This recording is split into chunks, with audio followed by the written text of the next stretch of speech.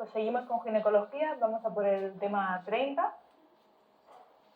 que como sabéis es el de patología ginecológica más frecuente y de urgencias tanto obstétricas como ginecológicas. ¿Vale? ¿Cuáles son los temas más preguntados? Pues sobre todo las infecciones vaginales, que son súper prevalentes y que debéis conocer, y también las enfermedades hipertensivas del embarazo, que también repasaremos. Lo primero entonces, las infecciones, que os decía, las vulvovaginitis, vulvitis o vaginitis o vulvovaginitis, depende si la inflamación predomina en la vulva o en la vagina o en ambas. Y la causa típicamente es infecciosa, pero también hay causas no infecciosas, incluso alergias al suavizante, a la ropa interior. Eso también tenemos que tenerlo en cuenta en pacientes que no mejoran con el tratamiento, con un picor crónico, y ocasionan hasta un 15-20% de las consultas en ginecología, son súper prevalentes. Como signos veremos eritema, edema, secreciones vaginales, y como síntomas que nos relata la paciente, pues sobre todo el picor. Pero también no olvidar, incluso pueden definirlo como disuria, como escozor, es un poco abstracto a veces de definir. Y también la vulvodinia, el dolor en la vulva. Esta tabla de diagnóstico diferencial yo creo que es lo más importante que debéis saber. La más importante es la cándida, la más prevalente. De hecho, ante dudas diagnósticas, nosotros como ginecólogos tratamos empíricamente como si fuera candidiasis. O sea, si no vemos muy claro que el diagnóstico es otro, se puede tratar como si fuera una candidiasis. Nunca esperamos al resultado del cultivo, porque es molesto y porque el cultivo, como sabéis, tarda bastante. La candidiasis lo que da es un prurito muy intenso y una leucorrea blanquecina, que es muy característica, que se describe como en yogur, en requesón, bueno, estas comparaciones clásicas con comida que me abruman. Y el tratamiento son los azoles.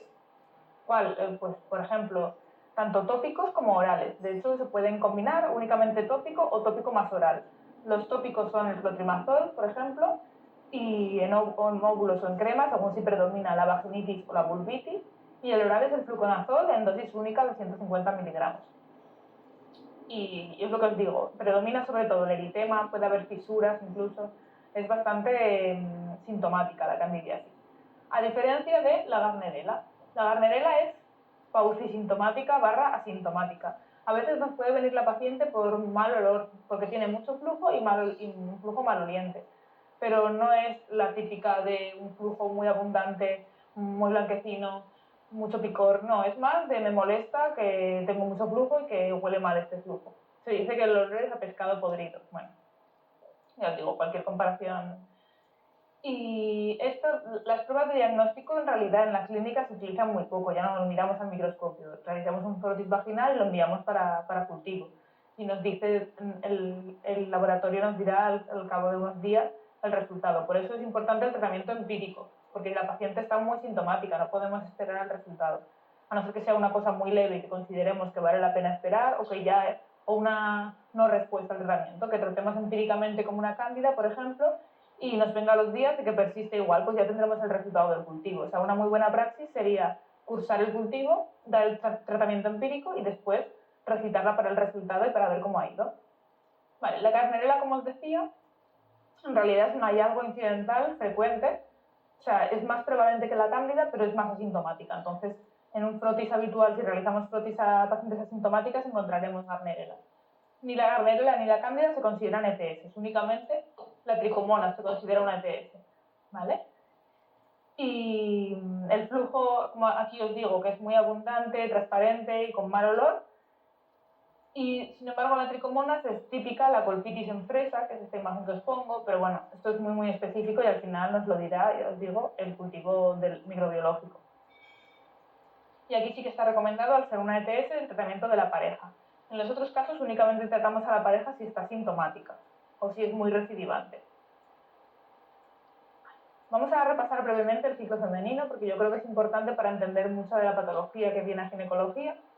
Como sabéis, el día 1 es el primer día de menstruación y aquí comienza la fase folicular. Se llama folicular porque el objetivo es el crecimiento de un folículo, que ese folículo se desprenderá en forma de ovulación a mitad del ciclo, a los 14 días.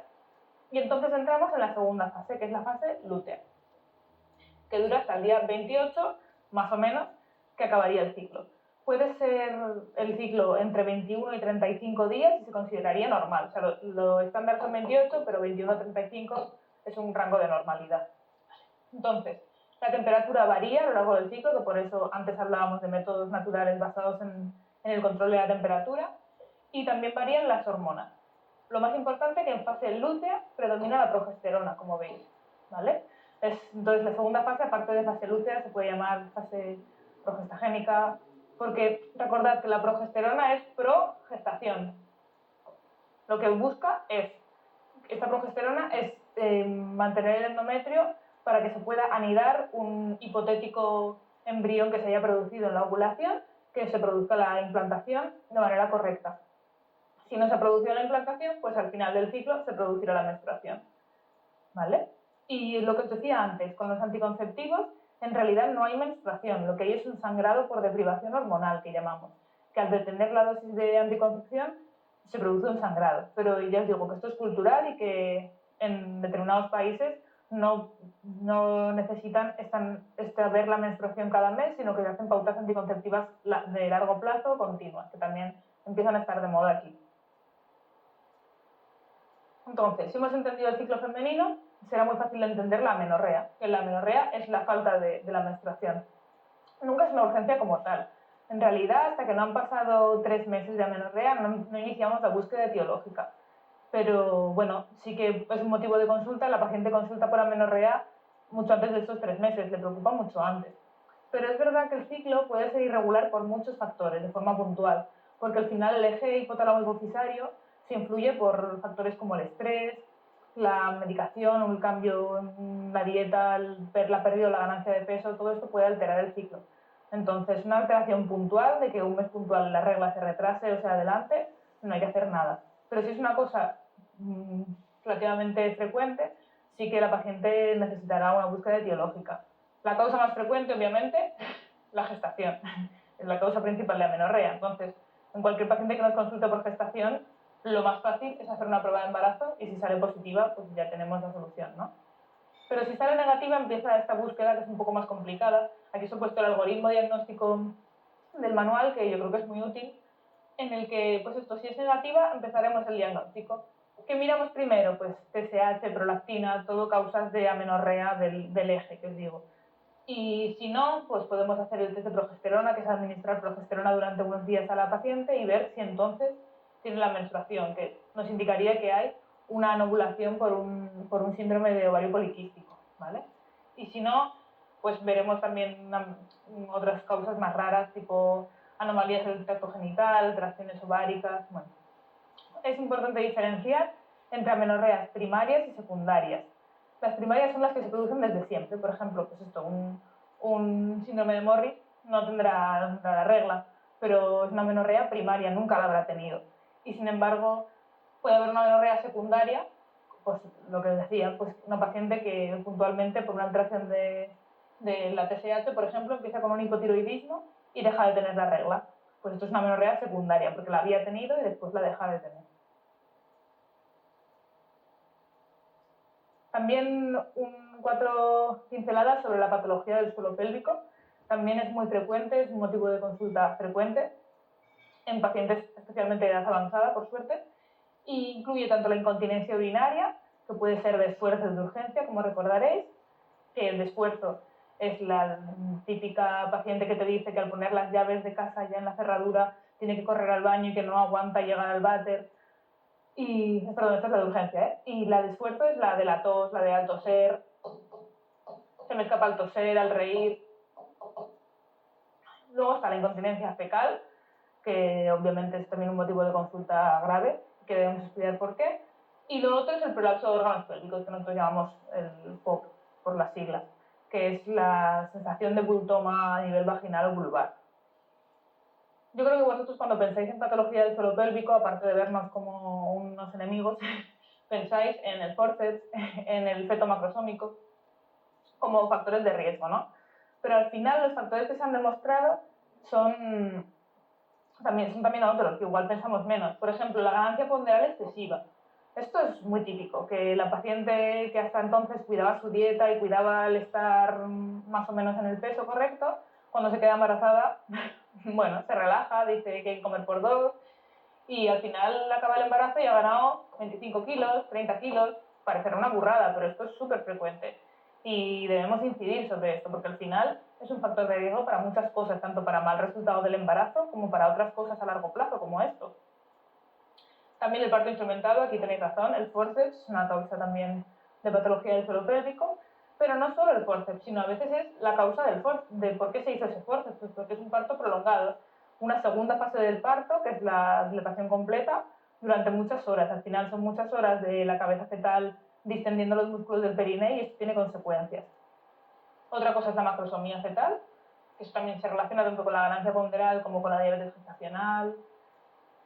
Y obviamente la incontinencia urinaria previa al embarazo, pues también es una causa de que aumente el riesgo a largo plazo luego. ¿Y qué debemos hacer en estas pacientes? Pues lo más importante es que el tratamiento es sintomático. Es decir, si la paciente no le molesta, no es algo que haya que tratar, porque al final es un aspecto de calidad de vida únicamente. Entonces, tratamos pacientes sintomáticas. No es que yo en la exploración he visto que el útero tiene un prolapso y vamos... No, lo que se trata es la sintomatología.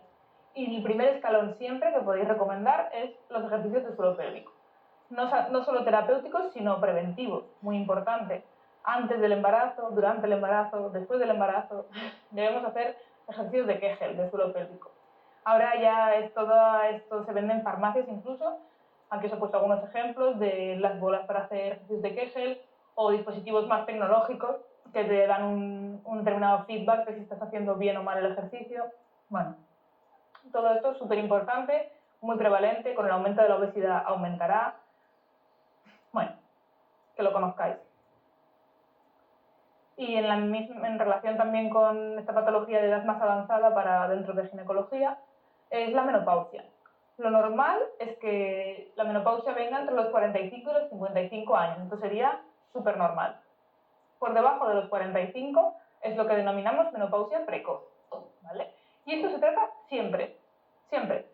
¿Por qué? No hay que tenerle miedo a la terapia hormonal sustitutiva. Yo creo que hubo unos años en los que todo el mundo administraba tratamiento hormonal y luego hubo mucho miedo, sobre todo por un estudio que salió, igual os suena, que decía que aumentaba el riesgo de cáncer de mama, ¿vale? Pero en realidad por debajo de los 45 años no estamos dando un extra de hormonas, es que esta paciente tendría que tener hormonas hasta más adelante, entonces le estamos suplementando para mejorar que no tenga tanto riesgo cardiovascular, que no tenga tanto riesgo de osteopenia y osteoporosis, o sea que es un tratamiento muy correcto.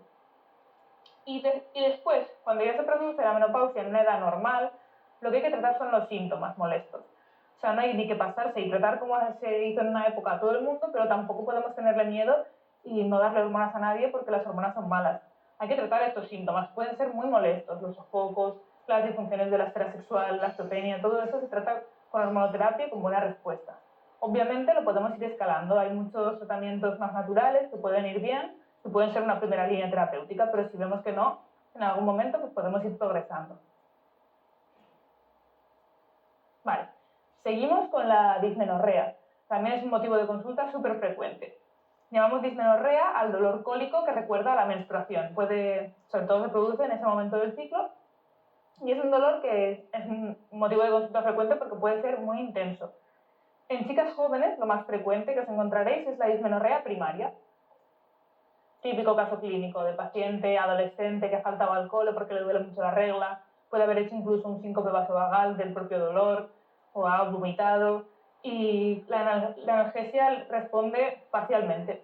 ¿Por qué? Porque a veces, ya sabéis cómo va la analgesia, puede ser que empecemos la analgesia en un momento demasiado tarde, que el dolor ya sea bastante intenso y cueste de bajar y necesite tratamiento endovenoso, intramuscular.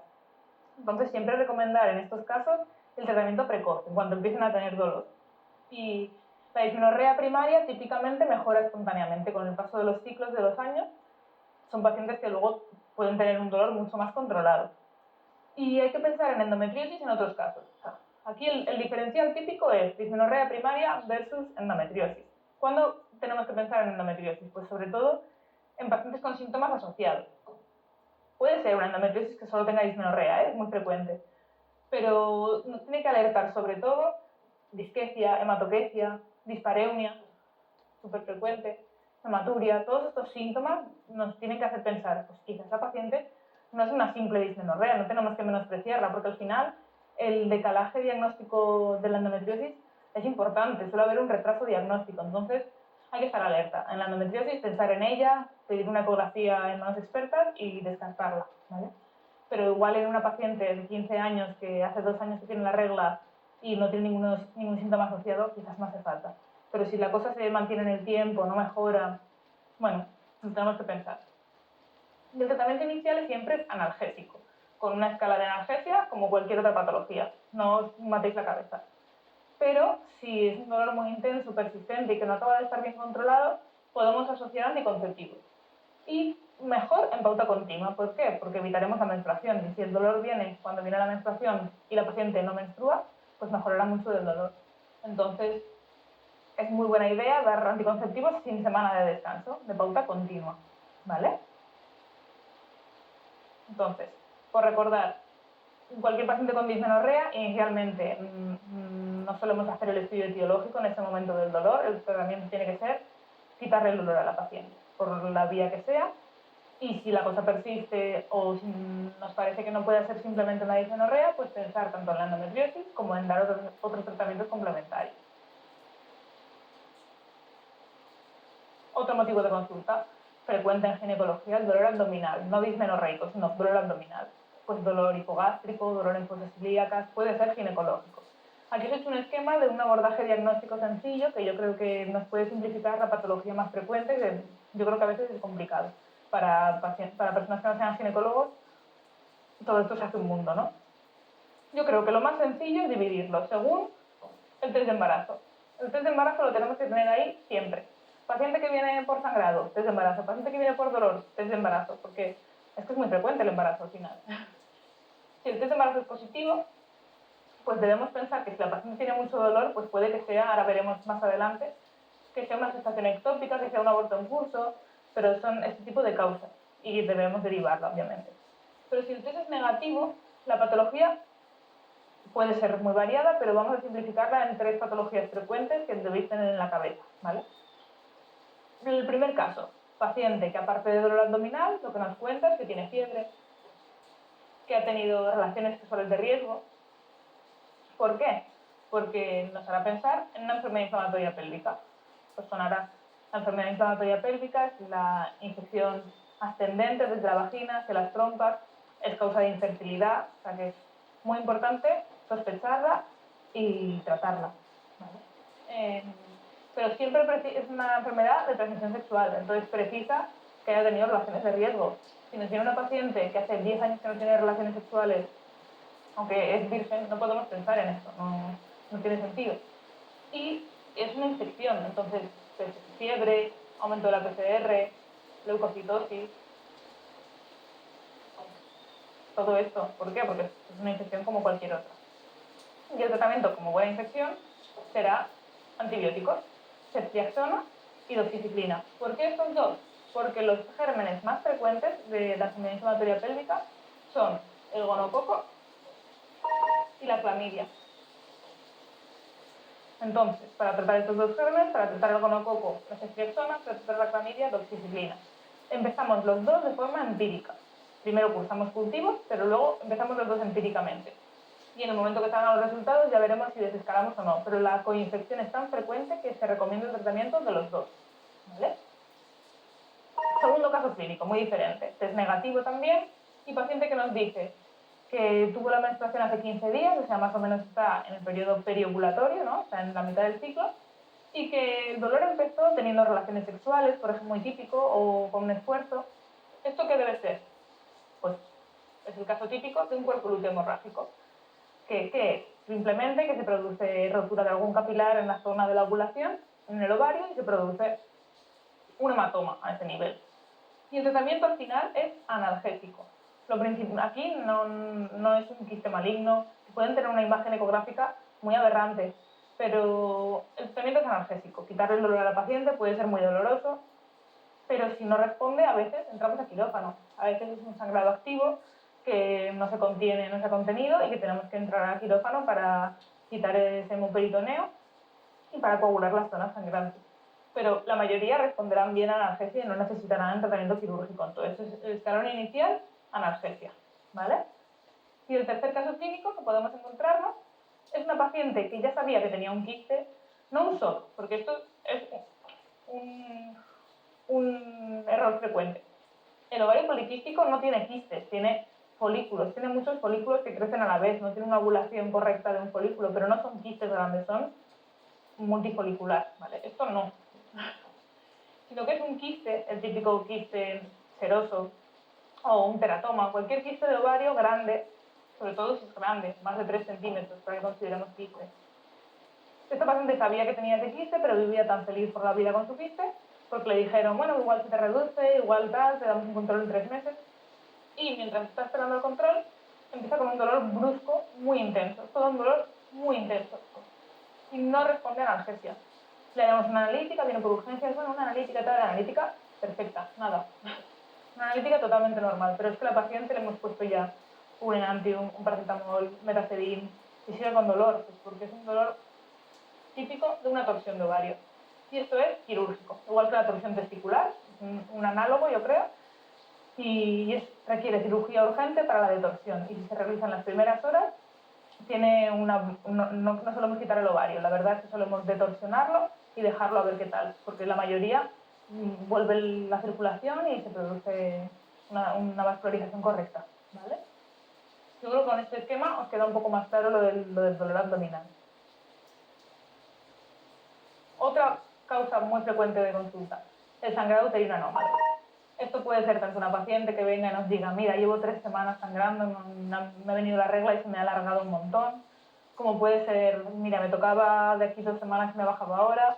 Cualquier cosa, ya no sé, antes se decía hipermenorrea, polimenorrea, había 1000 términos que al final se ha unificado todo a lo que llamamos SUA, sangrado uterino anómalo, y punto. Así no hay que complicarse más.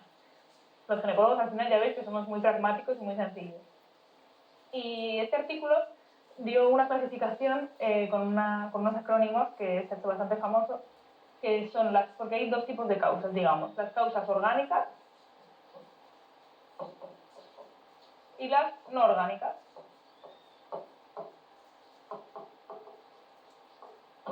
Las causas orgánicas es el acrónimo PALM, por eso la palma. Y las no orgánicas, coin, que es moneda, ¿no? En inglés.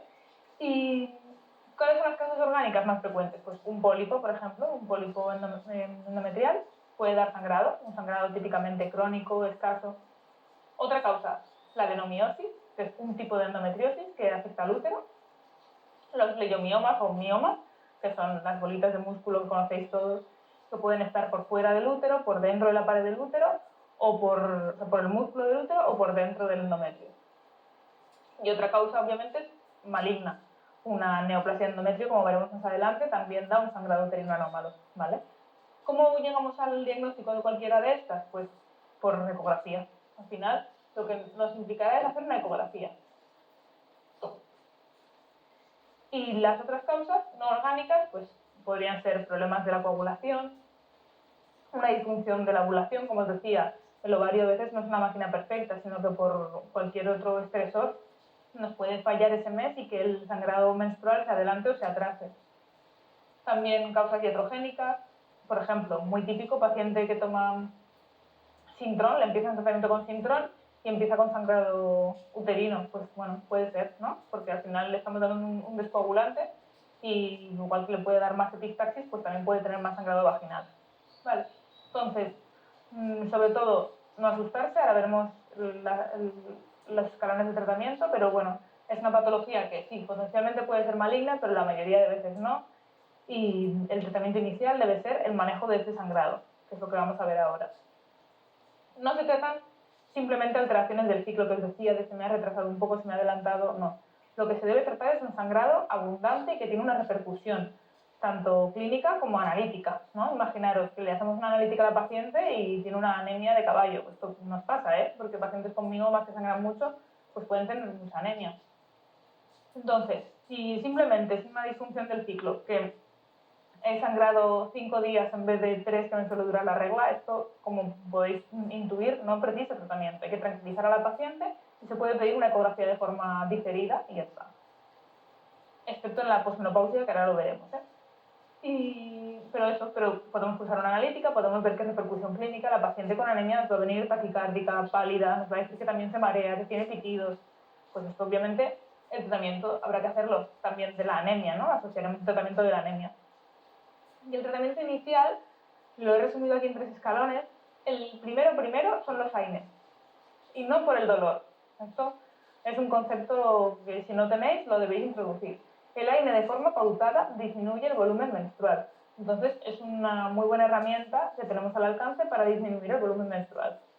La siguiente, que igual os suena, el ácido tranexámico, el amsafibrin de nombre comercial.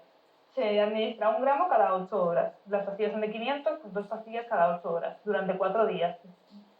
De forma estándar son 4 días la pauta. Con estas 2 herramientas, la mayoría de pacientes se controlarán del sangrado, ¿vale? Y la tercera herramienta ya es la hormonoterapia, pues lo que os decía, empezar anticonceptivas que disminuyen el volumen menstrual y que regulan los ciclos, otros tratamientos de solo progestágenos que también nos ayudan en pacientes con miomas o con mala respuesta a otros tratamientos, pueden controlar bien el volumen de sangrado, ¿vale? Y el tratamiento etiológico en sí, el quitar el pólipo, quitar el mioma, siempre será diferido, nunca será de manera urgente, entonces no os preocupéis por eso. Pues seguimos repasando. Pasamos a la bartolinitis.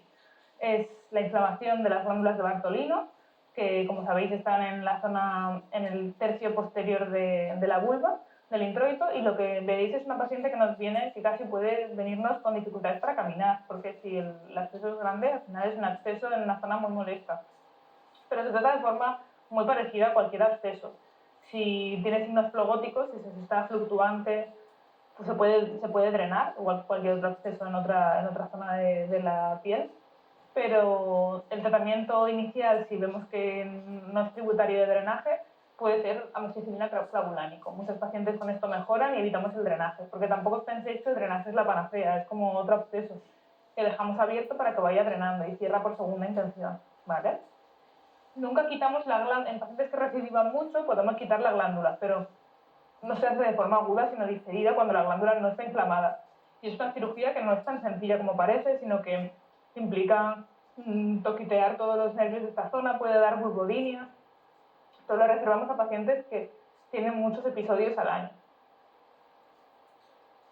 Vale, vamos un poco con obstetricia.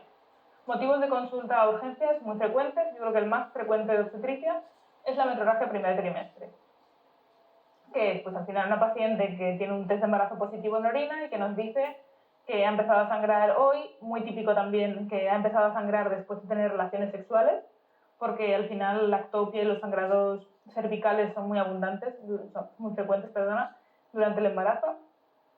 Y el diagnóstico diferencial, como veis, precisa una ecografía.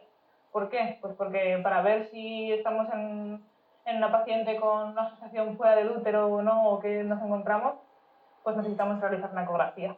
Lo más frecuente en realidad es que la gestación sea una gestación intrauterina. O sea, lo más frecuente cuando nos viene y hacemos una ecografía es ver el embrión, que todo está bien y que tiene latido. Estas son las causas como menos frecuentes. O sea, esta sería la amenaza de aborto que le llamamos, que es el nombre clásico, pero bueno, que es una gestación en curso que ha tenido este sangrado y que el latido es positivo, ¿vale? El aborto, a diferencia de esto, lo que veremos en la ecografía es que no hay latido o no hay embrión. O veremos alguna cosa incierta. Bueno, vemos un embrión muy pequeño, pero no corresponde con la semana. Esto solemos necesitar recitarla para un control. Y aquí, en el aborto, sobre todo, la metrorragia se suele acompañar de dolor fuerte. Si tienen un aborto en curso de bastantes semanas, suele ser un dolor muy intenso, una dismenorrea intensa. Y causas más raras, pero muy importantes, serían la gestación ectópica y la mola. De la gestación ectópica, lo más frecuente, ya sabéis, es que sea tubárica, que esté en la trompa, y suele dar, más que metrorragia, suele dar dolor. Y es muy típico, por ejemplo, que nos venga una paciente con dolor abdominal, que no se ha hecho un test de embarazo, igual sí tiene un poco de retraso, pero ella no viene como una embarazada, sino que viene como paciente con dolor, le hacemos un test de embarazo, positivo, que es lo primero que dijimos que hay que hacer, y vaya, positivo. Y por ecografía vemos que dentro del útero, nada de nada. y sin embargo, a nivel paranexial derecho, en la trompa derecha, vemos una gestación ectópica. Pues esto es una causa muy importante y que hay que descartar porque es potencialmente grave. La otra causa más rara, pero también muy grave, es la mola iratiforme, que sonará típicamente. Es aquella paciente, el útero suele ser más grande de lo que le correspondería porque está lleno de estas mini vacuolas que se describían como en pellejos de uva, ¿no? Y tiene la beta-HCG muy alta. Entonces, ¿qué hace esta beta tan alta? Pues aumentar todos los síntomas del embarazo, vendrá con muchas náuseas, con muchos vómitos. Puede hacer un hipertiroidismo transitorio, porque la beta-HCG tiene una forma molecular muy similar a la TSH, entonces puede hacer un hipertiroidismo. Y la imagen ecográfica también es muy típica. Y estos pacientes también debemos finalizar la gestación mediante un legrado aspirativo, que también es importante detectarla. Y luego tienen que hacer un seguimiento para prevenir el hecho de que se desarrolle una persistencia de esta mola, porque al final es un tumor, la mola iratiforme. Entonces debemos hacer controles seriados de beta-HCG, se debe evitar el embarazo, es un tema complejo. Y de forma análoga, la metrorragia tercer trimestre, a ver qué os parece. Es muy distinta de la anterior, es paciente que ya está embarazada con su barriguita, está de muchas semanas y nos viene porque ha empezado a sangrar.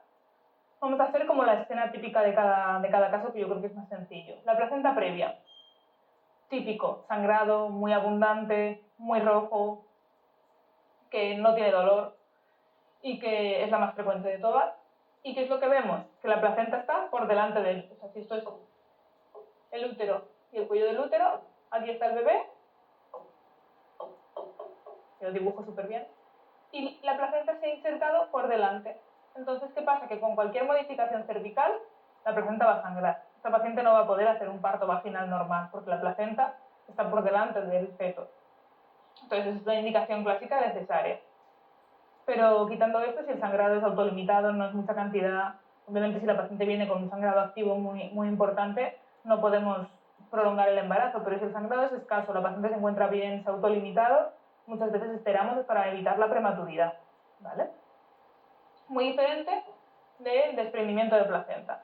Esto típico, acordaros con el tema que vamos a ver ahora, que es los estados hipertensivos del embarazo, ¿vale? Una paciente, el caso típico es paciente con preeclampsia, que ya lo sabe, que tiene preeclampsia o hipertensión gestacional, y que viene por sangrado, un sangrado oscuro, menos abundante que el primero, y es menos frecuente que la primera, pero es muy urgente, ¿vale? Aquí el bienestar fetal está muy comprometido, porque si se desprende la placenta, deja de ser funcional.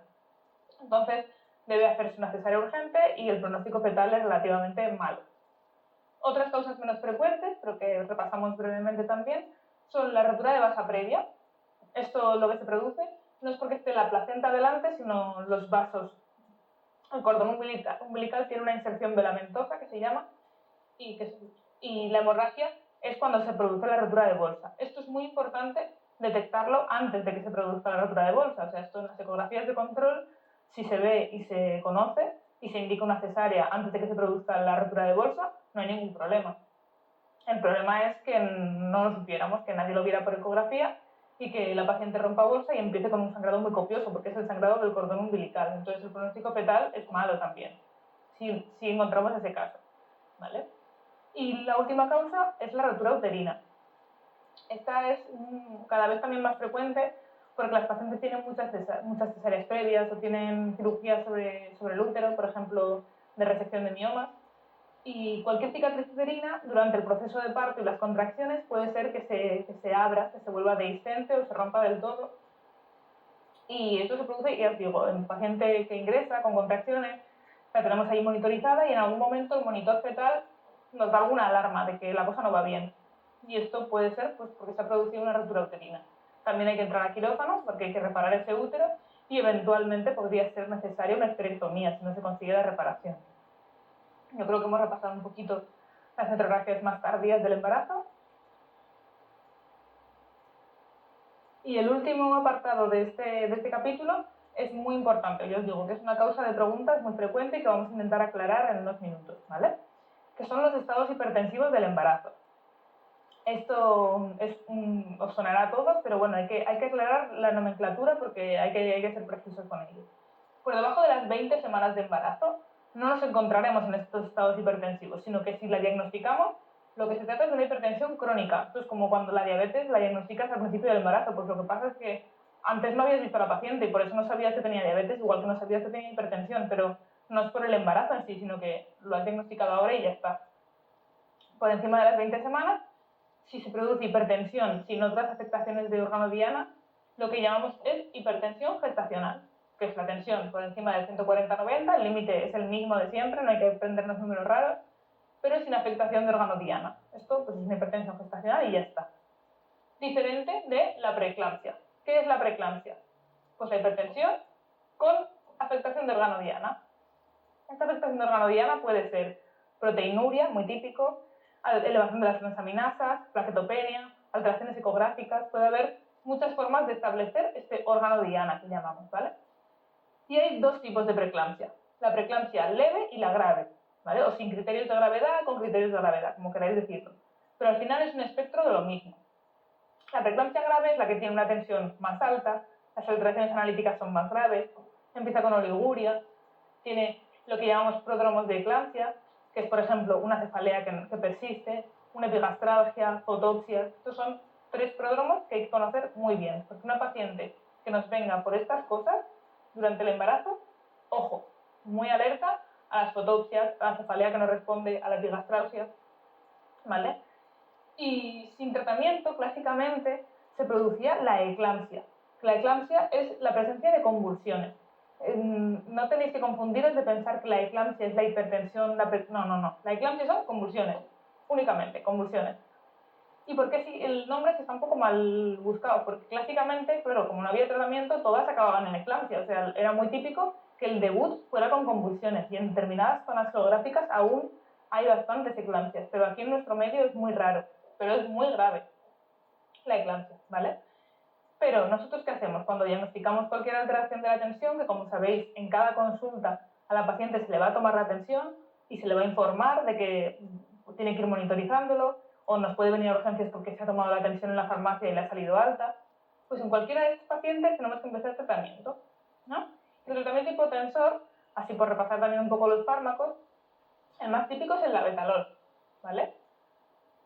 Labetalol lo podemos iniciar vía oral, no hay problema, suele ser muy bien tolerado y nos va a controlar esta hipertensión. A tener unos niveles, tampoco pretendemos tener una hipotensión, porque para el bienestar fetal tendemos a no ser tan óptimos con el manejo como fuera del embarazo, ¿vale? Pero bueno, hay que tener una tensión controlada, no podemos estar con la paciente a 200 sistólica. Otros fármacos que también utilizamos es el nifedipino, la hidralazina. Y en casos de preeclampsia grave, usamos también el sulfato de magnesio. ¿Por qué? Porque es un fármaco que ha demostrado prevenir la eclampsia. Entonces, si en una paciente establecemos el diagnóstico de preeclampsia grave, hay que empezar la perfusión de sulfato de magnesio por vía endovenosa y esto la mantenemos actualmente, lo que dicen las guías es mantenerla hasta la finalización del embarazo y unas horas posparto. Entonces, requiere ingreso, requiere monitorización porque sabéis que es una medicación con efectos secundarios que hay que tener vigilada. Esto puede dar alteraciones analíticas, puede intoxicarse por sulfato de magnesio, entonces la ingresamos y empezamos ese tratamiento endovenoso. Y los hipotensores pueden ser endovenosos o orales, depende del perfil de la paciente. Si es una preeclampsia leve o una hipertensión gestacional, con un buen control, que iniciamos el labetalol de forma ambulatoria, no hace falta hacerlo endovenoso, ¿vale? Pero eso, muy claro, hipertensión gestacional, la hipertensión aislada y la hipertensión más afectación de órgano diana, preeclampsia. También recordar lo que os decía antes del riesgo de preeclampsia. Esto es un concepto muy reciente en el que porque hemos comenzado el screening en primer trimestre, que lo que hacemos es mirar determinados parámetros analíticos, la circulación del útero mediante ecografía y otros factores de riesgo epidemiológicos, y con esto establecemos el riesgo que tiene la paciente de tener una preeclampsia durante el embarazo.